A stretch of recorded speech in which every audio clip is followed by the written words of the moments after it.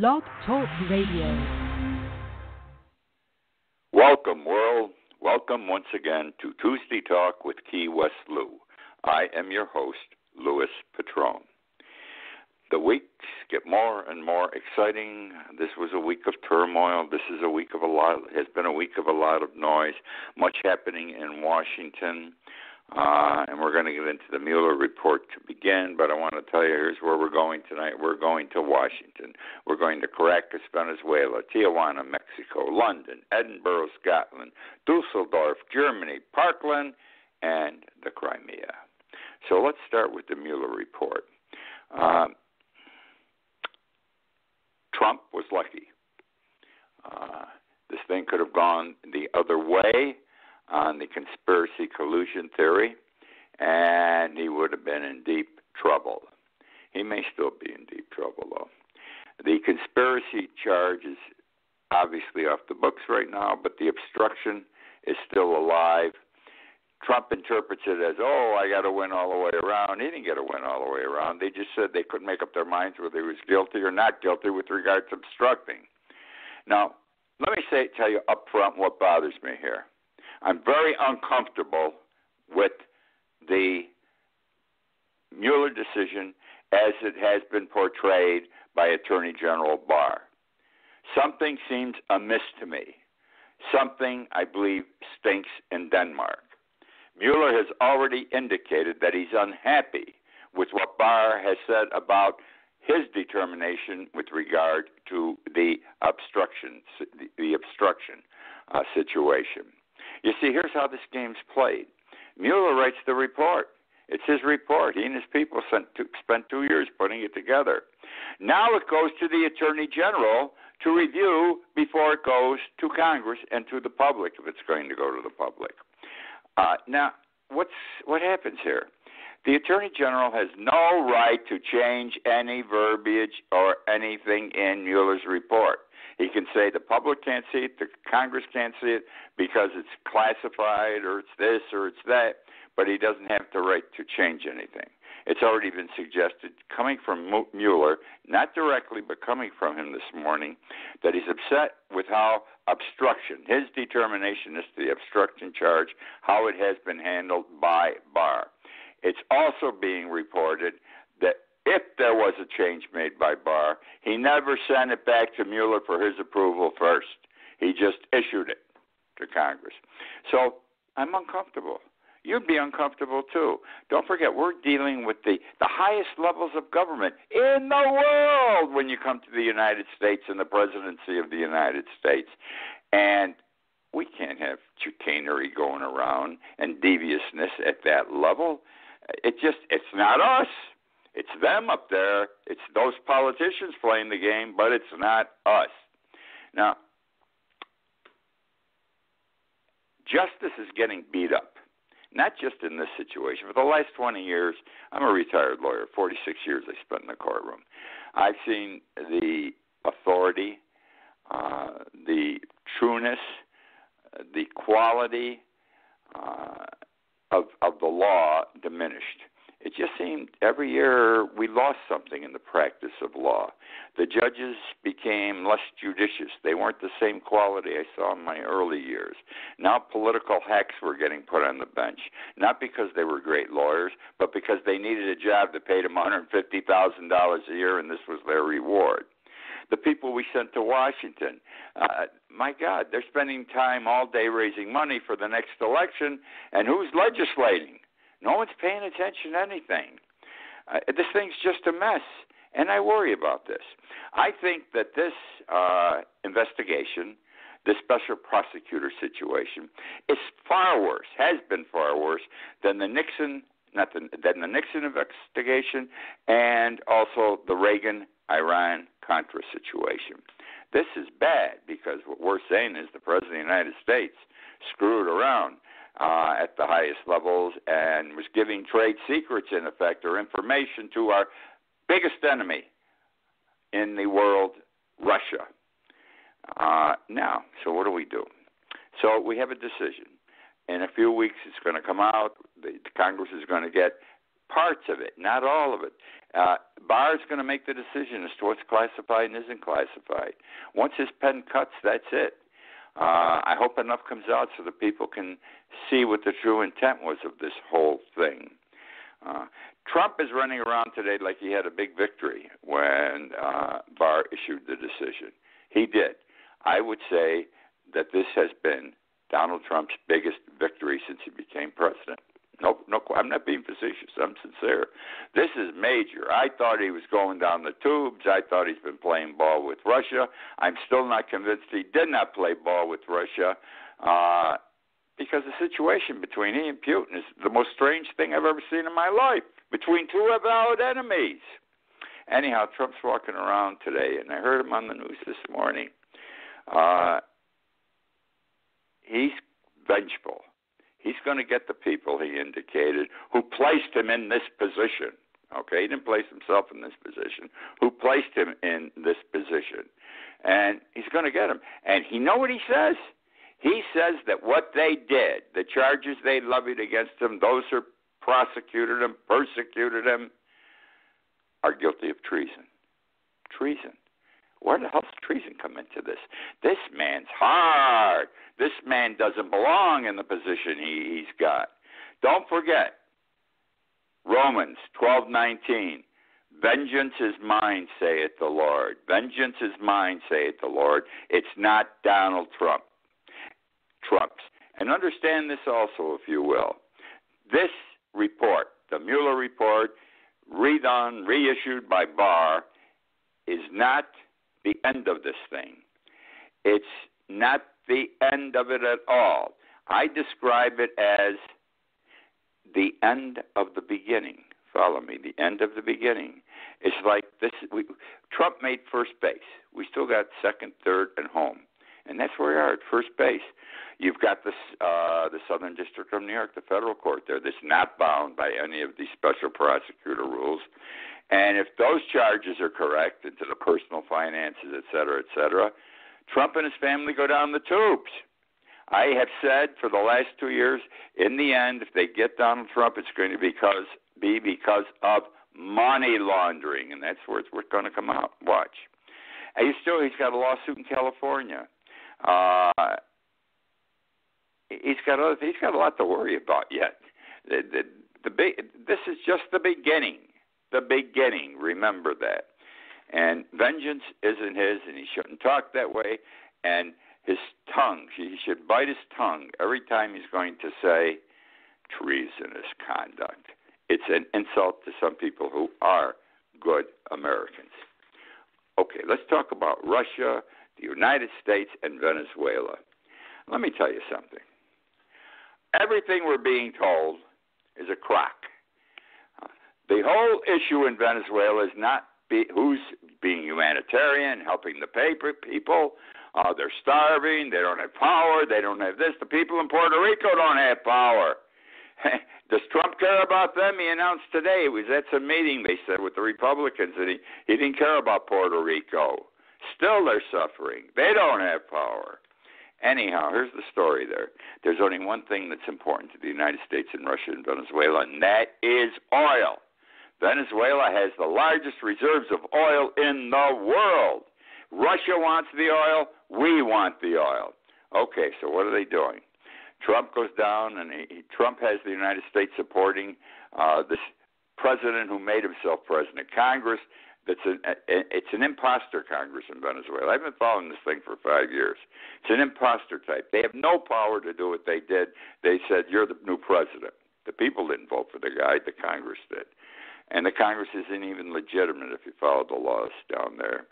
And they said, we support him, the new president.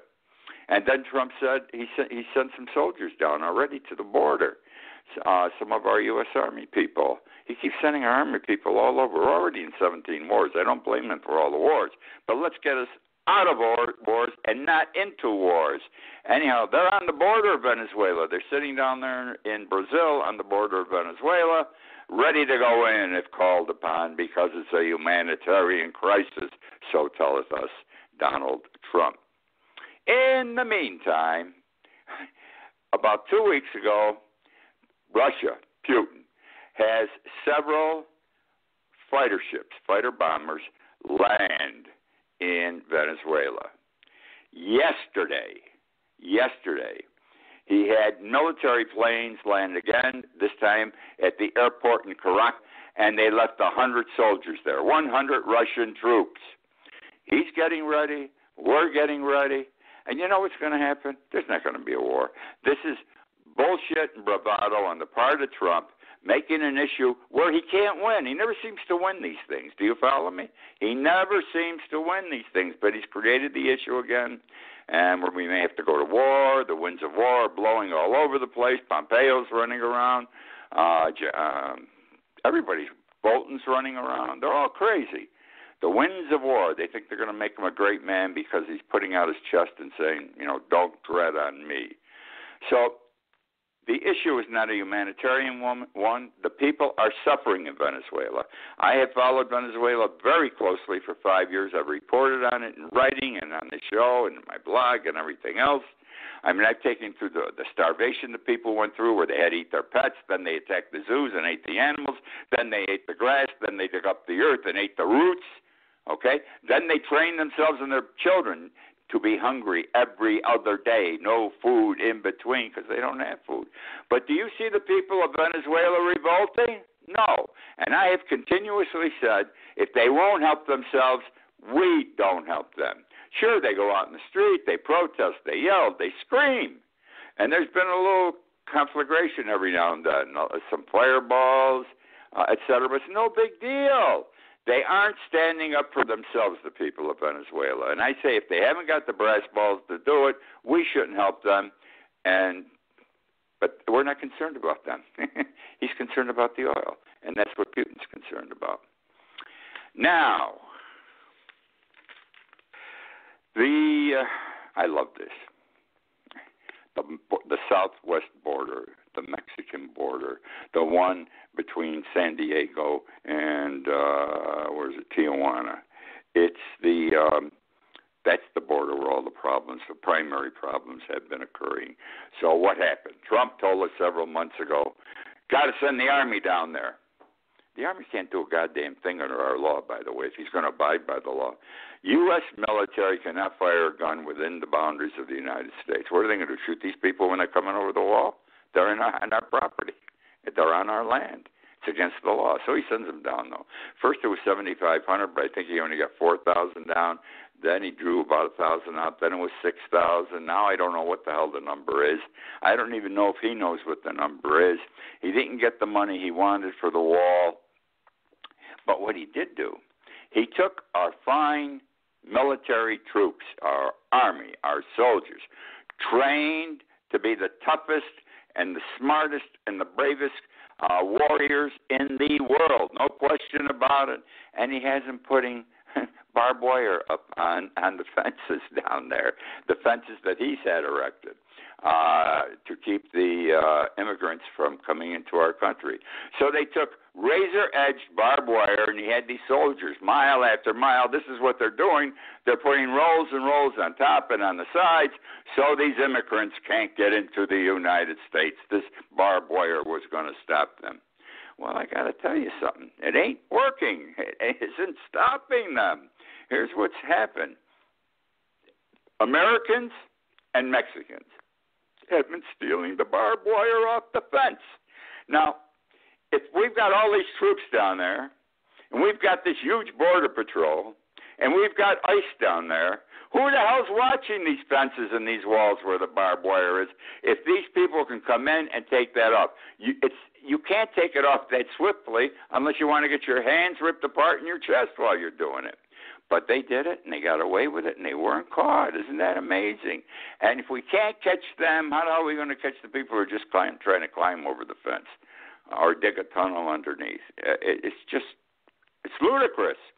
So 15 people have been arrested by Mexico, Americans and Mexicans, and the way they got caught, we saw the barbed wire was gone. And what happened was those who removed the barbed wire were going down the streets of Tijuana selling the barbed wire to homeowners. Tijuana is a very, very, very, very bad city. A lot of killings, a lot of shootings, a lot of thievery, a lot of drugs, everything is prostitution. Anything that could be wrong is going on in Venezuela. I'm sorry, in Tijuana. People are afraid. The police down there are not sufficient or equipped to protect them. So they're taking this barbed wire in the carts that you and I push in a supermarket when we go grocery shopping, put the barbed wire in them, and going down the streets of Tijuana yelling out barbed wire for sale, whatever way you say it in Spanish or whatever the language is there, okay? And the people are buying it. And here's how they're selling it, for what they're selling it for. They tell you, this is the people who stole it, they will sell you sufficient wire, this razor barbed wire, to protect your house, and the cost of it will also include installation. And what they're charging is 40 pesos. 40 pesos per home. You know what 40 pesos is? It's less than $2. Now, either nobody's got any money or this is all profit to these guys because they didn't pay for the wire. I don't know. I think that the stealing of the barbed wire makes a mockery of our efforts at border security. That's the way it is down there. I don't know what's going on. I don't understand all these things. Now, we're going to go. This just happened yesterday. This is humorous, too. This is very humorous. Trump announced when last week the Boeing plane was crashed. They had another problem several months ago with the same Boeing plane. And he announced that he was grounding all Boeing planes in the United States by his authority. I don't even know he had the authority. But Boeing had the wisdom to say they were going to do it anyhow or would do it. And he said at the time, I remember watching him on television, he says, these planes, they don't need pilots anymore. They're all run by computers. They do not need pilots or crew. Get in, sit down. The machinery will fly you wherever you got to go from some computer someplace. Well, here's an example of how it works. There was a flight out of London to go to Dusseldorf, Germany. Dusseldorf, Germany.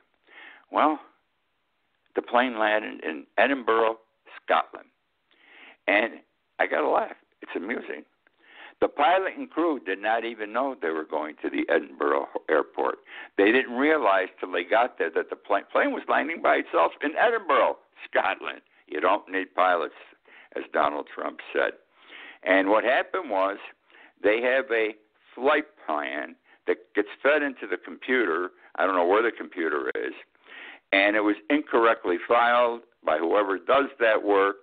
And when the crew went on the plane, they may have assumed they were going to Dusseldorf. Nobody checked on anything, but they went in a different direction, and they ended up in Edinburgh. Doesn't make you feel very secure, does it? The chat room. The chat room is my favorite place in Key West. I call it my watering hole.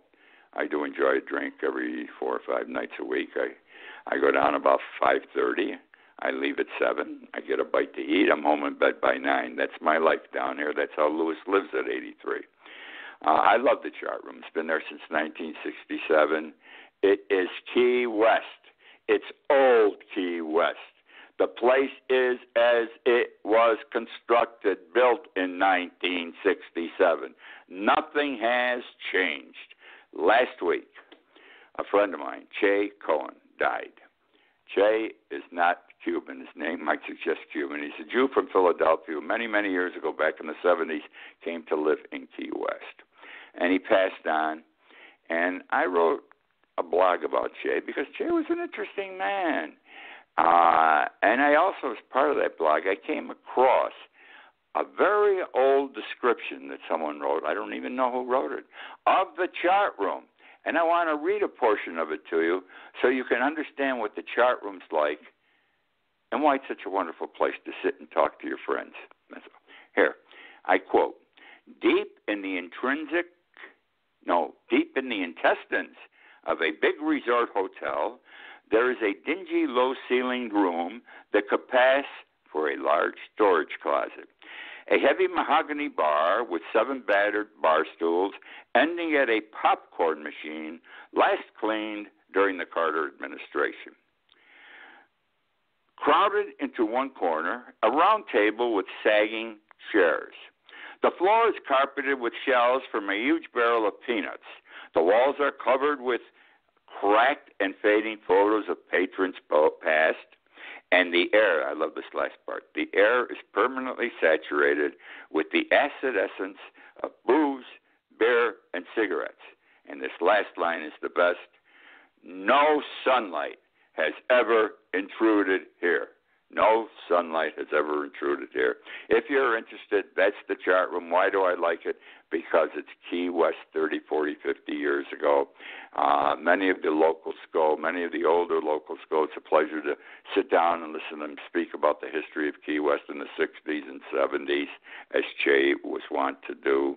It's interesting to meet the tourists that come in. Tourists are coming in every night. This is the chart room. Where's this? Where's that? Etc. Where did Jimmy Buffett start? Which corner did he sing? And so forth. So that's the chart room, my friends. I thought you might be interested. We are a sick society. I don't have to tell you that. And I'm not even referring to Donald Trump. But we are a sick society, and here's why. One of the reasons I believe we are a sick society. Douglas High School, Parkland, remember, 17 high school students killed, 17 injured. The perpetrator, the shooter, was Nicholas Cruz. He's now doing life in prison for the 17 killings and everything else that occurred. Do you want to know? He's become an idol, an icon, a hero in the eyes of many people. It is reported that he receives stacks of fan mail every day, many containing pictures of nudes. Teenage girls, women, and even some men send him pictures and fan mail. He is described as an icon that fascinates people. People are fascinated by him. And in the letters, they offer him support, friendship, and encouragement, okay? And again, with the suggestive photos. Fans have bonded together on Facebook and other social media. One group has over 1,000 members, okay, regularly who post messages of encouragement for Cruz, calling him cute or handsome. And they also sent him gifts. Now, this was a killer. The man should have been put in a dungeon, the door locked, the key thrown away, and leave him there till he dies. That's cruel, but what he did was cruel. Now, what else follows this? This past week, 2 of the students still in the school at Parkland, Douglas High School in Parkland, committed suicide. 2 of the high school students committed suicide. They could not handle the deaths of their school classmate. It's called survivor guilt. Survivor guilt, and these kids couldn't take it anymore, and they're fearful down there that more kids are going to do this, and that's a shame. Well, this guy's sitting on his ass in jail. Sure, he can't go out, he can't go do this or do that, but his life can't be too bad. He's alive, he's eating, he's getting all his fan mail, he's getting the pretty girls to look at with their boobs hanging out. I apologize the way I say it, but that's the way it is. Not right. We are a sick society. All right. Another example of being a sick society. I'm on the sick society because Trump contributes to this. This guy Cruz contributes to it, and the policemen of this country sometimes conclude to it. Our cops have been on a killing spree for years, primarily blacks, but also whites. Now, here's a situation that occurred on July 25th, 2018, that's still in turmoil. A woman was stopped on a traffic infraction. The cops had her get out of the car. I don't know why she gave them lip.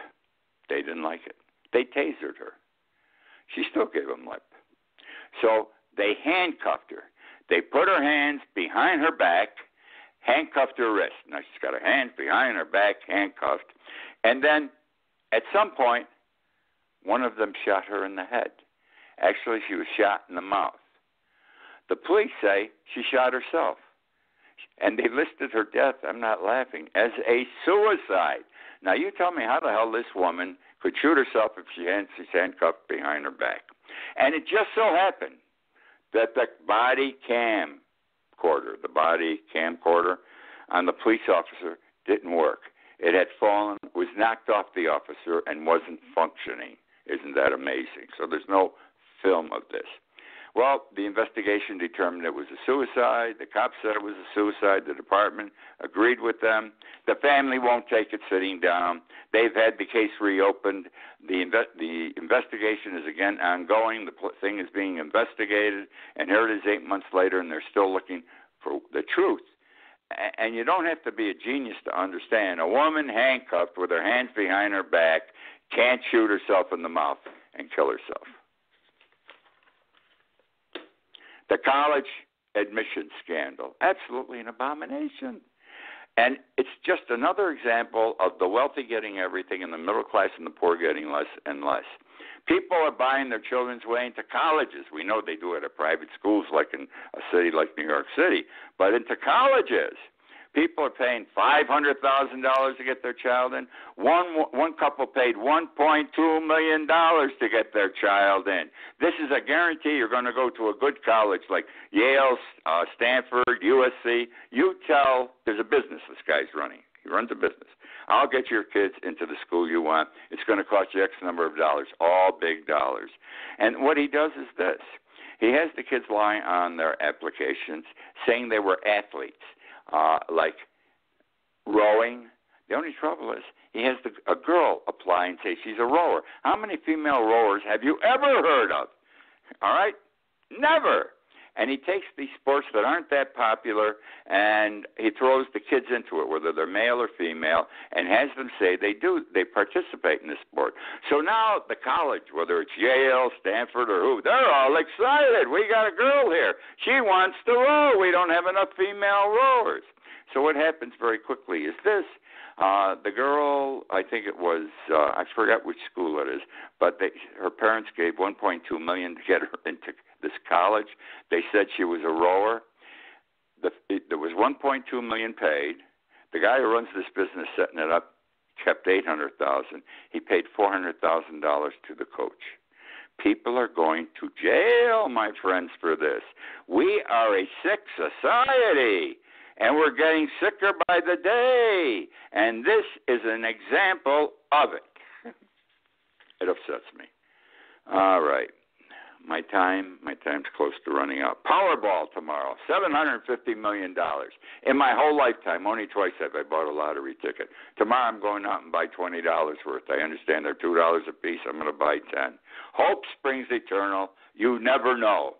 The odds are 1 in 292 million that you're going to win. 1 in 292 million you're going to win.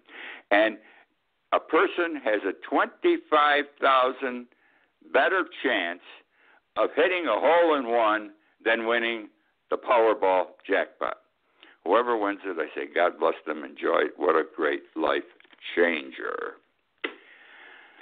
Okay, that is the story for this week. I hope you have enjoyed. Exciting things happening all the time in this country. Bad things they are, though, especially at our Washington governmental level.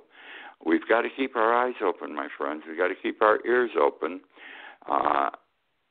Don't believe everything you're being told, whether it's by the left or the right.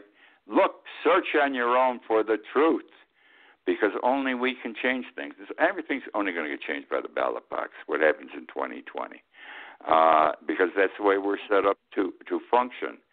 And I hope we don't reelect Donald Trump, because I think he's bad for the country and he's destroying us step by step. So, thank you for joining me again. I love doing this show. You know it. My numbers go up every week. I love that. And I look forward to talking with you every week. I'll be back next week.